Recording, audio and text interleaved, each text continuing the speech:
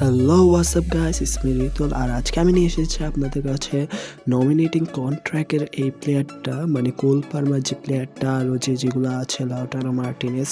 So এখানের মধ্যে আমি কোল পার্মার প্লেয়ারটা নিয়ে খেলবো আর আপনাদের বলবো কি আসলে কি এই প্লেয়ারটা নেওয়া ঠিক হবে কি হবে না। তো চলুন আজকে ভিডিও স্টার্ট করা যাক।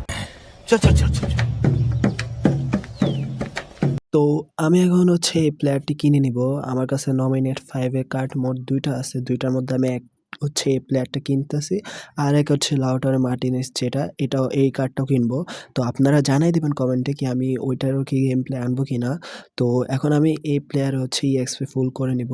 ফুল করে নিয়ে আমি দেখবো কি এটার ডিটেইলস কিরকম। এখানে আমি প্লেয়ার ডিটেইলসে দেখি কি এখানে বল কন্ট্রোল মোটামুটি অনেক ভালো, ড্রিবলিংও ভালো 91, আর টাইট পজিশনও ভালো। দেন শুটিংটা একটু খারাপ। তো আমি এখন এই প্লেয়ারটা নিয়ে খেলবো। সো আমি এখন এই প্লেয়ারটাকে ডান সাইডের অ্যাটাকিং মিড যে পজিশন, ওই পজিশনে দিয়ে খেলাবো আর দেখবো কেমন খেলে বা এই গেম প্লেটা কেমন হয়।